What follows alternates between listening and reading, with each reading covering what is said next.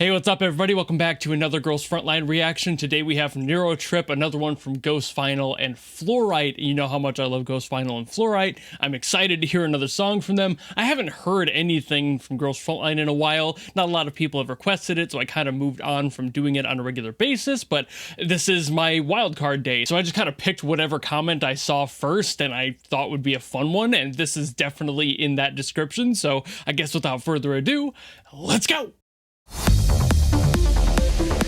Oh yeah, that makes sense. Right off the bat, Eurotrance. I should have known. I did have a feeling.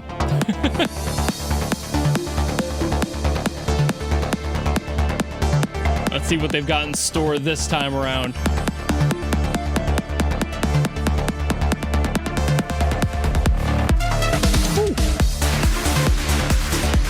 That envelope on the kick there at the beginning was kind of interesting, taking away all of the bass. Haven't heard that done in a long while.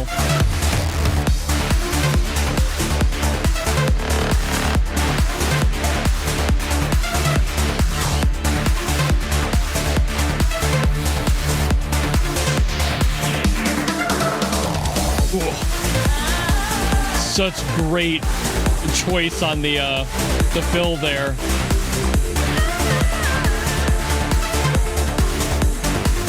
And of course, can't go wrong with Kinoko on vocals. Ever.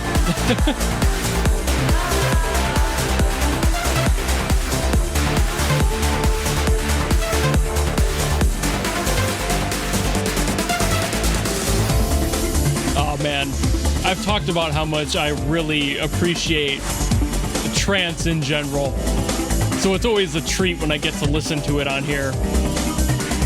Ooh.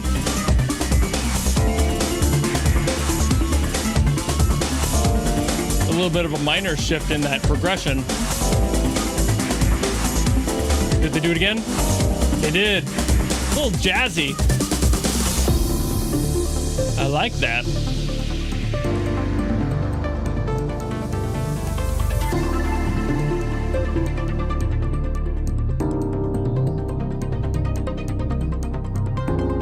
Really like that. That's such a good chord.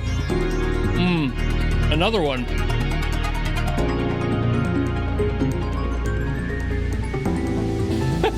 They're really having fun with that that shift.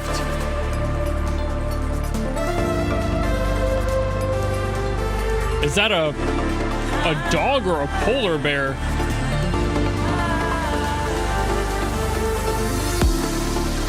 Sorry, that distracted me there. I should be listening to this awesome, like, transitional bridge here. Ooh. Oh, again, great choice on the fills for the kit.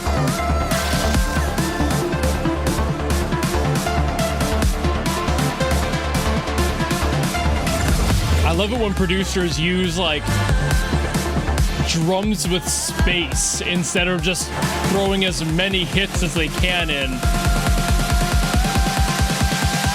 Build-ups are fine. See, like that. It wasn't just the usual. They had like room in there. It's so much more interesting to hear that.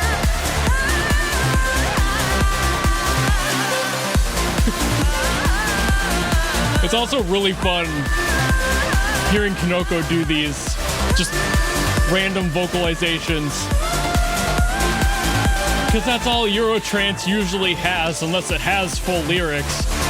But there's almost always just random vocalizations.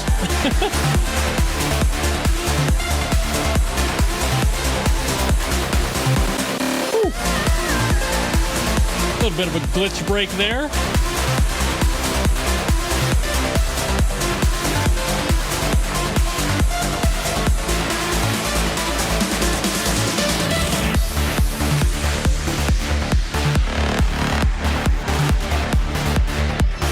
Oh, this is so nice. As per usual, the production quality is extremely high, too. That mixing is just so solid.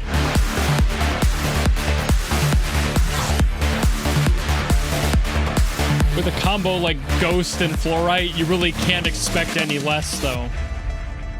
They do that part right every single time. They're both so good individually that when you get them together to do a mix like that, oh, it's just so pristine, dude. Once again, as per usual, the production quality is insane. I can't really talk more in that field because I've said so much, so many times about how good individually they are, and when you get them together, it's so much better. They just know exactly where to fill each other's gaps in when it comes to like who's better at what production techniques and what parts of the song need a little bit more love and attention. They know exactly what to do, just in general. I don't know if they have somebody like a third party handle the mix and general post-production for these, but either way, whoever does it, brilliant work at making all of their strengths in the song just shine. It's just really a shine. It's a spit and polish that is just so finite for them, and it's mostly because they know as producers where to place synths and not to like talk over each other in other parts of the song, so they keep things really alive in the mix, and it just, oh, it works so well. I assume that these two have to be a dream to work with as a producer in a final mix because they're so good at doing it in the production stage that you don't have to fight with much in post-production. But if we're just talking the general production of the song and how it sounds, it's Eurotrance. It's 100% Eurotrance. It's got this clubby bounce to it that's just so good, and both of them have individually gone for this sound before and have done so very well, but going at it together is just a whole nother layer of like, damn, they really nailed that aesthetic. It's like the modern version of something you would hear in the 90s. They really just nailed that sound, and I can't get over it. Again, with the vocalizations in there, those are perfect as well. Very sparsely placed and always used as accents instead of as a lead. It works much better in that way, and again, feels a lot more authentic. They just, oh, they really nail it every single time. The song itself, because of the genre it's in, doesn't have too much going on, you know, like this genre isn't exactly known for its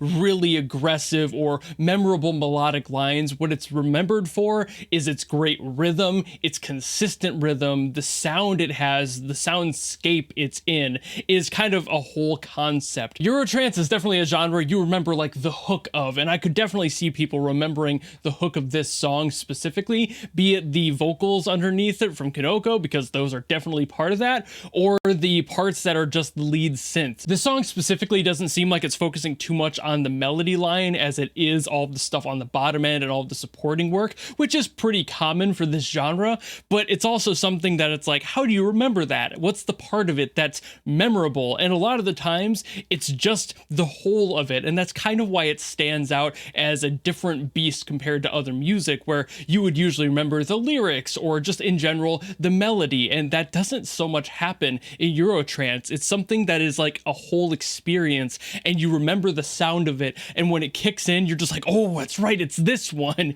compared to something where you're just like, oh yeah, it's this song. I remember this one because I like this part of it. These songs don't have the I like a part of it mentality. It's a whole experience in one, and that's why the genre is so unique to me. But they also keep the experience alive. They don't just sit there on the one beat the whole time and just, you know, around the world it, you know, like they don't pull the Daft Punk effect, which is also a memorable song for its own reasons, but kind of a similar thing. It's a very repetitive song, but at the same time, they do break it up in this one with that little space in the center. I would actually go to say it's about a fourth of the song was just that break in the middle and just having a little bit of room to allow yourself to reset and get back into it, because they introduce a little bit more in that second half as well. Like you get the first half, there's the song, you get the intro, all the usual fixins that you get when it comes to Eurotrance, and then they take their break and they come back with more energy and it cranks it even higher on the dial. And that's what makes this genre so fun to listen to, because you never know when that experience is going to be done